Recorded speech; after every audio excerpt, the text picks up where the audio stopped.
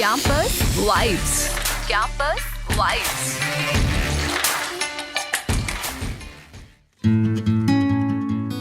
മണ്ണും മനുഷ്യനും സമൂഹവും വേരുകൾ പങ്കിടുന്നു. അവ പടർന്നു പന്തലിച്ച് മാനവികതയുടെ ചരിത്രം എഴുതുന്നു. ഓഗസ്റ്റ് 22 ലോക ഫോക്ലോർ ദിനം. ഈ ദിവസത്തിൽ വിശേഷങ്ങൾ പങ്കുവയ്ക്കാൻ നമ്മോടൊപ്പമുള്ളത് കാലിക്കറ്റ് യൂണിവേഴ്സിറ്റി പൂർവ്വ വിദ്യാർത്ഥിയും Karnataka central university folklore department ഗവേഷക വിദ്യാർത്ഥിയുമായ ഗംഗാ സൗരവും കാലിക്കറ്റ് യൂണിവേഴ്സിറ്റി ഫോക്ലോർ ഡിപ്പാർട്ട്മെന്റ് ഗവേഷകനുമായ ഷിദിനുമാണ്. നമസ്കാരം.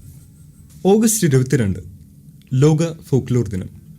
എന്തുകൊണ്ടാണ് ഈ ദിവസം ആഘോഷിക്കപ്പെടുന്നത്? അതിൻ്റെ പ്രസക്തി എന്താണ്? ലോകത്ത് ഫോക്ലോർ പഠനം ആരംഭിച്ച കാലഘട്ടത്തിൽ ആ പഠന മേഖലയെ പോപ്പുലർ ആൻറ്റിക്വിറ്റീസ് എന്നാണ് അറിയപ്പെട്ടിരുന്നത്. ആ കാലഘട്ടത്തിൽ വാമൊഴിയെ അടിസ്ഥാനപ്പെടുത്തിയിട്ടുള്ള പഠനങ്ങളായിരുന്നു, ശേഖരണങ്ങളുമാണ് ഫോക്ലോർ മേഖലയിൽ സംഭവിച്ചു വന്നിരുന്നത്. പിൽക്കാലത്ത് ഫോക്ലോർ എന്നുള്ള ടേം ആദ്യമായിട്ട് ഉപയോഗിക്കുന്നത് വില്യം ജോൺ തോംസ് ആണ്. ഫോക്ലോറിസ്റ്റ് ആയിട്ടുള്ള അമേരിക്കൻ പണ്ഡിതനാണ്. അദ്ദേഹം അധിനീയം എന്ന് പറയുന്ന ഒരു മാഗസിനിലേക്ക് അയച്ച കത്തിനകത്താണ് ഈ ഒരു പഠനശാഖയെ വിശേഷിപ്പിക്കുന്നതിന് വേണ്ടിയിട്ട് ഫോക്ലോർ എന്നുള്ള ടേം 1846 ഓഗസ്റ്റ് 22 ഉപയോഗിക്കുന്നത്. ശേഷം ആ പഠനമേഖല ഫോക്ലോർ എന്നറിയപ്പെടുകയുണ്ടായി. അങ്ങനെയാണ് ഓഗസ്റ്റ് 22 ഫോക്ലോർ ദിനമായിട്ട് ആചരിക്കാൻ ആരംഭിക്കുന്നത്. ഇപ്പോൾ കേരളീയ പശ്ചാത്തലത്തിലേക്ക് നമ്മൾ വരികയാണെങ്കിൽ കേരളീയ പരിസരങ്ങളിൽ പ്രത്യേകമായി അക്കാദമിക സമൂഹത്തിൽ എങ്ങനെയാണ് ഈ ഫോക്ലോർ ചർച്ച ചെയ്യപ്പെടുന്നത്? കേരളത്തിൽ നിലവിൽ ഒരൊറ്റ ഡിപ്പാർട്ട്മെൻറ്റാണ് ഫോക്ലോർ പഠനത്തിന് വേണ്ടി മാത്രമുള്ളത്. അത് കാലിക്കറ്റ് യൂണിവേഴ്സിറ്റി ക്യാമ്പസിലുള്ള സ്കൂൾ ഓഫ് ഫോക്ലോർ സ്റ്റഡീസ് ഡിപ്പാർട്ട്മെൻറ്റാണ്. മറ്റ് സംസ്ഥാനങ്ങളെ അപേക്ഷിച്ച് മറ്റ് രാജ്യങ്ങളിലേതെന്ന പോലെ തന്നെ കേരളം ഫോക്ലോർ കൊണ്ട് സമ്പന്നമാണ്. ഒരുപാട് ഫോക്ലോർ രൂപങ്ങളും പ്രകടനങ്ങളും ഒക്കെ തന്നെ ഉണ്ട്. പക്ഷേ പഠനം ഫോക്ലോറുകളിൽ കേന്ദ്രീകരിച്ച് നടത്തുന്നത് മറ്റ് വിഷയങ്ങളിൽ നിന്നുള്ള ആളുകളുണ്ട്, ഫോക്ലോറിൽ നിന്നുള്ള ആളുകളുണ്ട്. അതിൻ്റെ പൂർണ്ണതയിലുള്ളൊരു ശേഖരണവും ഫോക്ലോർ തിയറികളെ ആകെ ഉൾക്കൊണ്ടുകൊണ്ടുള്ള പഠനങ്ങളും വളരെ വിരളമായിട്ടാണ് കേരള സമൂഹത്തിൽ നടന്നുകൊണ്ടിരിക്കുന്നത്. പുതിയ കാലത്തേക്ക് വരുമ്പോൾ എങ്ങനെയാണ് ഈ ഡിജിറ്റൽ യുഗത്തിൽ ഫോക്ലോറിൻ്റെ അതിജീവനം, ഫോക്ലോർ പരിസരങ്ങൾ എങ്ങനെയാണ് ഈ ഡിജിറ്റൽ യുഗത്തിൽ പരിണാമത്തിന് വിധേയമാകുന്നത്? ഫോക്ലോർ എന്നത് നിരന്തരം പരിണാമത്തിന് വിധേയമാകുന്ന ഒന്നാണ്. അതുകൊണ്ട് തന്നെ പുതിയ കാലത്ത് നിന്നുകൊണ്ട് ഫോക്ലോറെ നമുക്ക് പല രീതിയിൽ സമീപിക്കാം, പഠന വിധേയമാക്കാം. അപ്പോൾ പുതിയ കാലത്തെ ഫോക്ലോറുകൾ ഒക്കെ തന്നെ, പുതിയ കാലത്തതായാലും പഴയ കാലത്തതായാലും ഫോക്ലോറുകളൊക്കെ തന്നെ ഇപ്പോൾ കൈമാറ്റം ചെയ്യപ്പെടുന്നത് പുതിയ കാലത്തിൻ്റെ മാധ്യമങ്ങൾ വഴിയാണ്. ഇപ്പോൾ നാടോടിക്കഥകളായാലും മിത്തുകളായാലും പാട്ടുകളായാലും ഇതൊക്കെ പുതിയ കാലത്തിൻ്റെ മാധ്യമങ്ങളിലൂടെയാണ് ഇപ്പോൾ ആളുകളിലേക്ക് എത്തുന്നത്. ഫോക്ലോറിനൊന്നും എവിടെയും നമുക്ക് തളച്ചിടാൻ കഴിയില്ല.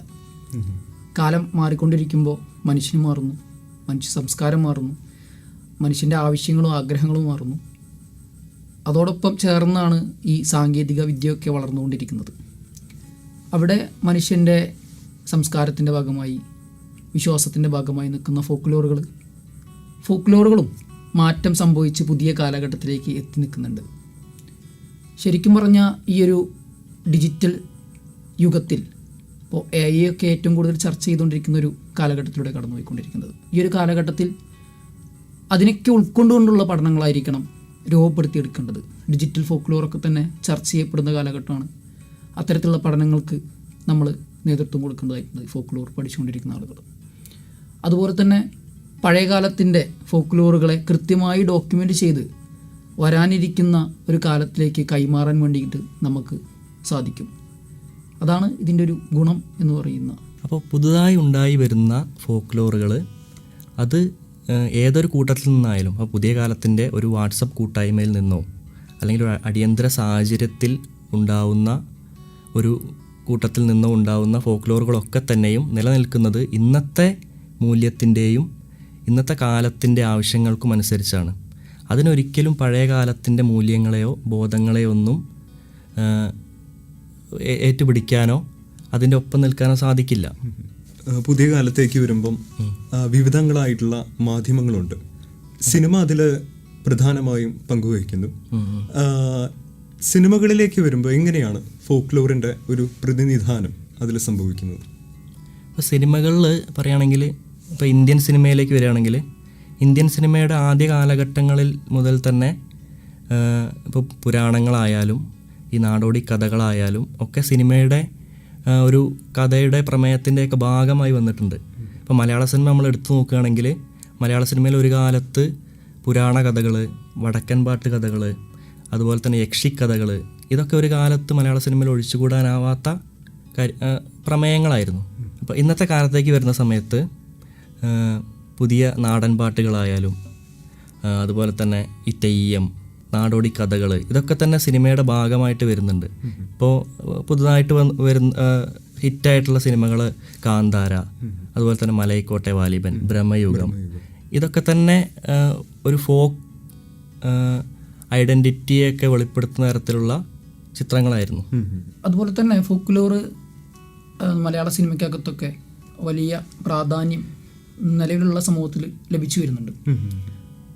ഒരു ഉദാഹരണം പറയുകയാണെന്നുണ്ടെങ്കിൽ പാട്ടുകൾ, നാടൻ പാട്ടുകൾ സമീപകാലത്ത് വന്നിട്ടുള്ള സിനിമകളിലൊക്കെ നമുക്ക് ധാരാളം കാണാൻ വേണ്ടി പറ്റും.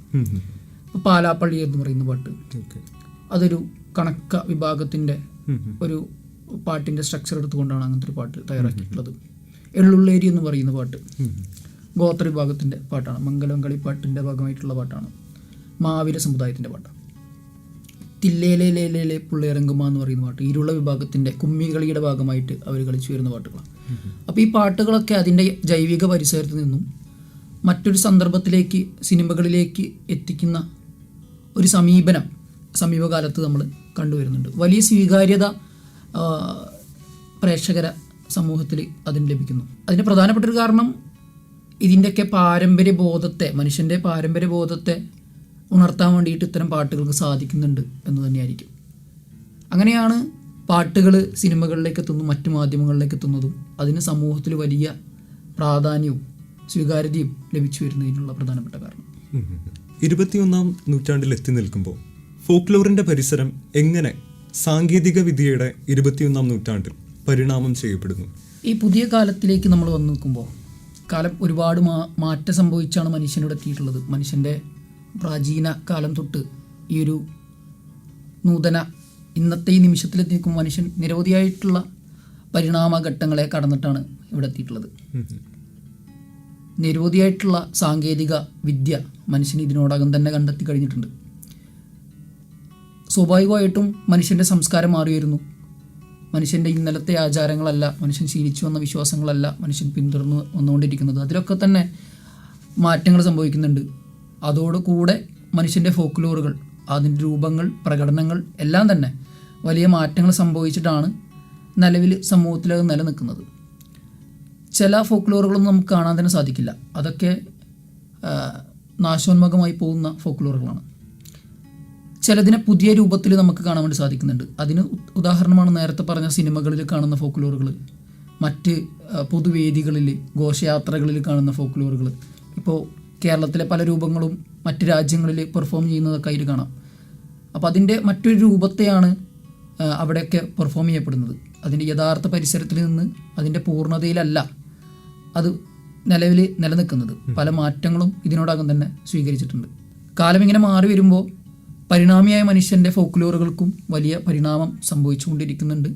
പുതിയ കാലഘട്ടത്തിൽ ഇത്തരത്തിലുള്ള നൂതന സാങ്കേതിക വിദ്യയുടെ ഒക്കെ പശ്ചാത്തലത്തിൽ നമുക്ക് ഫോക്ലോറുകളെ കൃത്യമായി ഡോക്യുമെൻ്റ് ചെയ്യാനും അതിൻ്റെ യഥാർത്ഥ രൂപത്തെ നാളത്തേക്ക് കൊടുക്കുവാൻ വേണ്ടിയിട്ടുള്ളൊരു ശേഖരണം നടത്തി സൂക്ഷിച്ചു വെക്കാനുള്ളൊരു സംവിധാനം നിലവിൽ നമ്മുടെ കയ്യിലുണ്ട്. തുടർന്നുള്ള കാര്യങ്ങൾ ഷിതിൻ. ഇപ്പോൾ നിർമ്മിത ബുദ്ധിയുടെ ഒരു കാലത്താണല്ലോ നമ്മൾ ജീവിക്കുന്നത്. അപ്പോൾ ഈ മിത്തുകൾ, ഫോക്ക് ടെയിൽസ്, ഇവയൊക്കെ തന്നെ ഇന്നത്തെ കാലത്ത് അതിലെ തീമുകൾ, അതുപോലെ തന്നെ പ്രധാനപ്പെട്ട ഘടകങ്ങളൊക്കെ കണ്ടെത്താനും അവയെ വിശകലനം ചെയ്യാനൊക്കെ ഈ ആർട്ടിഫിഷ്യൽ ഇൻ്റലിജൻസ് ഉപയോഗിച്ചുകൊണ്ടുള്ള ടൂൾസ് ഉപയോഗിക്കുന്നുണ്ട്.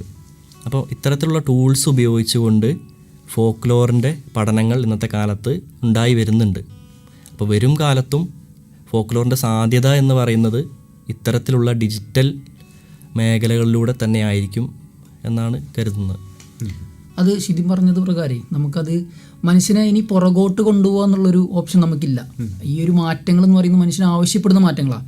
ഇനിയും നല്ല നല്ല മാറ്റങ്ങൾ മനുഷ്യൻ പ്രതീക്ഷിക്കുകയും ആഗ്രഹിക്കുകയും ചെയ്യുന്നുണ്ട്. അപ്പോൾ മനുഷ്യനെ പുറകോട്ട് കൊണ്ടുപോകാൻ പറ്റില്ല. അപ്പോൾ ഈ ഫോക്ലോറുകളെയൊക്കെ തന്നെ മനുഷ്യൻ്റെ വിശ്വാസത്തിൻ്റെ ഭാഗമായി നിൽക്കുന്ന ഫോക്ലോറുകളുണ്ട്. അവരുടെ അതുവരെയുള്ള ശീലത്തിൻ്റെ ഭാഗമായി, സംസ്കാരത്തിൻ്റെ ഭാഗമായി തുടർന്നു വന്ന ഫോക്ലോറുകളുണ്ട്. അതിനൊക്കെ പുതിയ കാലത്തിൻ്റേതായിട്ടുള്ള രീതികളിലേക്ക് മാറ്റുകയും അതിനകത്ത് പഠനം നടത്തുകയും അത് എങ്ങനെയാണ് മനുഷ്യ സമൂഹത്തെ നിലനിർത്തുന്നത് എന്നൊക്കെ പഠിക്കുകയും ചെയ്യുകയാണ് ശരിക്കും വേണ്ടത്. അതോടൊപ്പം തന്നെ ഇവിടെ പറഞ്ഞ പോലെ തന്നെ നമുക്കിപ്പോൾ AI-യുടെ ഒക്കെ സഹായത്തോടു കൂടി അതിൻ്റെ യഥാർത്ഥ രൂപത്തെ നിലനിൽക്കുന്ന രൂപത്തെ നമുക്ക് അതിനെ റെക്കോർഡ് ചെയ്ത് വെക്കാനും, പാട്ടുകളാണെങ്കിലും അല്ലെങ്കിൽ കഥകളാണെങ്കിലും, മുത്തശ്ശി കഥകളൊക്കെ ഇനി പുതിയൊരു കാലഘട്ടത്തിനകത്ത് കുട്ടികൾ കേൾക്കുമോ എന്നുള്ളത് ഒരു സംശയമാണ്. കാരണം കുട്ടികൾ കാണുന്നത് അവർക്ക് ഭക്ഷണം കൊടുക്കുമ്പോൾ വരെ ഒരു ഫോണിൽ നോക്കിയിട്ടാണ് ഭക്ഷണം കഴിച്ചുകൊണ്ടിരിക്കുന്നത്. അതിൽ അകത്തുള്ള കാർട്ടൂണുകൾ അങ്ങനെയൊക്കെയാണ് പുതിയ കാലം പോയിക്കൊണ്ടിരിക്കുന്നത്. അപ്പോൾ ഈ മുത്തശ്ശി കഥകളാണെങ്കിലും പാട്ടുകളാണെങ്കിലും അതൊക്കെ റെക്കോർഡ് ചെയ്തുകൊണ്ട് പുതിയൊരു തലമുറയിലേക്ക് നമ്മുടെ പഴയകാല സംസ്കാരത്തെ, ചരിത്രം പഠിക്കുന്നത് പോലെ തന്നെ ഫോക്ലോറുകൾ നമുക്ക് അവരിലേക്ക് എത്തിക്കുവാൻ വേണ്ടി ഈ ഡിജിറ്റൽ സംവിധാനങ്ങളെ ഉപയോഗപ്പെടുത്തുവാനും സാധിക്കും. കേരളത്തിലെ ഫോക്ലോർ പഠനങ്ങളുടെ ഭാഗമാണ് കാലിക്കറ്റ് യൂണിവേഴ്സിറ്റി ക്യാമ്പസിലെ ഫോക്ലോർ ഡിപ്പാർട്ട്മെൻറ്റ്. എങ്ങനെയാണ് കാലിക്കറ്റ് യൂണിവേഴ്സിറ്റി ഫോക്ലോർ ഡിപ്പാർട്ട്മെൻറ്റിൽ ഫോക്ലോർ സംബന്ധിയായ പഠനങ്ങൾ സംഭവിക്കുന്നത്? പഠനങ്ങൾ നിരവധിയായിട്ട് വരുന്നുണ്ട് എങ്കിലും അതിനെ പുതിയ കാലത്ത് നിന്നുകൊണ്ട് കാണുന്ന സമീപനം അല്ല ഇപ്പോൾ വരുന്ന കൂടുതൽ പഠനങ്ങളും. അതായത് പഴയ കാലത്തെ ജേണറുകൾ, അനുഷ്ഠാനങ്ങൾ, ഇതിനൊക്കെ അന്നത്തെ കാലത്തെ എന്താണോ അതിനെ പരിചയപ്പെടുത്തുന്ന രീതിയിലുള്ള പഠനങ്ങളാണ് കൂടുതലായിട്ടും ഉണ്ടായി വരുന്നത്. അല്ലാത്ത പഠനങ്ങളുണ്ട്, പക്ഷേ കുറവാണ്. അപ്പോൾ ഇനിയിപ്പോൾ വേണ്ടതെന്ന് പറഞ്ഞാൽ ഇന്നത്തെ കാലത്ത് നിന്നുകൊണ്ട് എങ്ങനെ നമ്മൾ ഫോക്ലോറിനെ കാണണം എന്നുള്ള രീതിയിലുള്ള പഠനമാണ് ഇനി ഉണ്ടാവേണ്ടത് എന്നാണൊരു അഭിപ്രായം. അതുപോലെ തന്നെ ഫോക്ലോർ ഡിപ്പാർട്ട്മെൻറ്റിനകത്ത് ഓരോ വർഷവും പ്രതിവർഷവും നിരവധിയായിട്ടുള്ള കുട്ടികൾ ബിരുദാനന്തര ബിരുദം കരസ്ഥമാക്കി അതിൽ വളരെ ചുരുക്കം പേരെ ഗവേഷണത്തിലേക്കും ഒക്കെ പോകുന്നുള്ളൂ. അപ്പോൾ കൂടുതൽ സാധ്യത നമുക്ക് കുട്ടികൾക്ക് കൊടുക്കാൻ വേണ്ടി സാധിക്കുന്നില്ല. അതുതന്നെയാണ് ചിലപ്പോൾ ഡിപ്പാർട്ട്മെൻറ്റിൽ ഗൗരവകരമായിട്ടുള്ള പഠനങ്ങൾ നടക്കാത്തതിൻ്റെ ഏറ്റവും പ്രധാനപ്പെട്ട കാരണം. ഇപ്പോഴത്തെ ഒരു സമൂഹത്തിൽ കൂടുതൽ തൊഴിലധിഷ്ഠിത കോഴ്സുകളിലേക്ക് പോയിക്കൊണ്ടിരിക്കുന്ന കുട്ടികൾ, അവർക്ക് ജോലി സാധ്യത എന്നുള്ളതൊരു പ്രധാനപ്പെട്ട ചോദ്യം തന്നെയാണ്. അവിടെ നമുക്ക് നല്ലൊരു അവസരങ്ങൾ കൊടുക്കാൻ പറ്റാത്തത്, PG കഴിഞ്ഞ് ഗവേഷണത്തിലുള്ള സാധ്യത പോലും തുറന്നു കൊടുക്കാൻ പറ്റാത്തത് വലിയ പ്രതിസന്ധി വിഷയത്തിനകത്ത് രൂപപ്പെട്ടു വരുന്നുണ്ട്. അപ്പോൾ വരുന്ന കാലഘട്ടങ്ങളിലൊക്കെ തന്നെ നല്ല ഗവേഷണങ്ങളും, ഇപ്പോൾ ശിതിൻ സൂചിപ്പിച്ച പോലെ ഈ കാലത്ത് നിന്നുകൊണ്ട് ഈ കാലത്തിൻ്റേതായിട്ടുള്ള ഫോക്ലോറുകളെ കുറിച്ച് പഠിക്കുന്ന ഗവേഷണങ്ങളൊക്കെ കടന്നു വരണമെങ്കിൽ അതിനകത്ത് മികച്ച കുട്ടികൾ വരണം, അവർ മികച്ച ഗവേഷകരായിട്ട് മാറണം. അതിനുള്ള സാധ്യത യൂണിവേഴ്സിറ്റിയും ഡിപ്പാർട്ട്മെൻറ്റൊക്കെ തുറന്നു കൊടുക്കേണ്ടതായിട്ടുണ്ട്. ഇപ്പോൾ ഡിജിറ്റൽ ഫോക്ലോറിനെ കുറിച്ചൊക്കെ ചർച്ച ചെയ്യുന്ന കാലഘട്ടത്തിലൂടെ നമ്മൾ കടന്നുപോയിക്കൊണ്ടിരിക്കുന്നത്. അപ്പോൾ അത്തരത്തിലുള്ള ഗൗരവകരമായിട്ടുള്ള ചർച്ചകളോ പഠനങ്ങളോ ഒന്നും തന്നെ വിഷയത്തിനകത്ത് നിലവിൽ സംഭവിച്ച് വന്നിട്ടില്ല. പുതിയ ഫോക്ലോറിസ്റ്റുകൾ ഉയർന്നു വരേണ്ടതായിട്ടുണ്ട്. പുതിയ പഠനങ്ങൾ ഉയർന്നു വരണം, പുതിയ ആശയങ്ങൾ ഉയർന്നു വരണം. എങ്കിലേ മറ്റ് വിഷയങ്ങളെപ്പോലെ മറ്റു വിഷയങ്ങളോട് മത്സരിച്ച് ഫോക്ലോർ എന്നുള്ളൊരു വിഷയത്തിന് അതിൻ്റേതായിട്ടുള്ളൊരു ഐഡൻറ്റിറ്റി കീപ്പ് ചെയ്തുകൊണ്ട് അക്കാദമിക സമൂഹത്തിൽ നിലനിൽക്കാൻ വേണ്ടി സാധിക്കുകയുള്ളൂ. പഴമയിലേക്കുള്ള തിരിഞ്ഞുനോട്ടം മാത്രമല്ല ഫോക്ലോർ, അത് പുതിയ കാലത്തിലുള്ള തുടർ സഞ്ചാരമാണ്. ഓഗസ്റ്റ് 22 ലോക ഫോക്ലോർ ദിനത്തിൽ ആശയങ്ങൾ പങ്കുവച്ചത് സെൻട്രൽ യൂണിവേഴ്സിറ്റി കർണാടകയിലെ ഫോക്ലോർ ഡിപ്പാർട്ട്മെൻറ്റ് ഗവേഷക വിദ്യാർത്ഥി ഗംഗാ സൗരവും കാലിക്കറ്റ് യൂണിവേഴ്സിറ്റി ഫോക്ലോർ ഡിപ്പാർട്ട്മെൻറ്റിലെ ഗവേഷകൻ ഷിതിനുമാണ്. നന്ദി. Campus Vibes. Campus Vibes.